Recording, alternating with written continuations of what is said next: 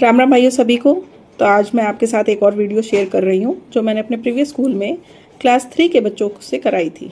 मुझे ऐसा लगता है कि कोई भी सब्जेक्ट आसान नहीं होता, हर सब्जेक्ट अपने आप में चैलेंजिंग होता है and English grammar is also among them. So अपनी क्लास के बच्चों को SMR समझाने के लिए मैंने एक गेम जैसा पैटर्न फ्लोर पे ड्रॉ किया।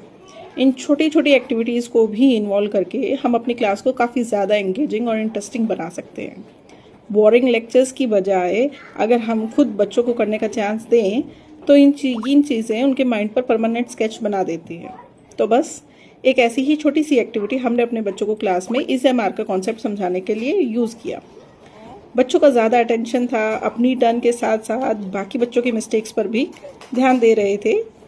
ये ट्रायल एंड एरर मेथड उनको समझाने में काफ़ी अच्छा रोल प्ले कर रहा था। So hope you like the video. Thank you.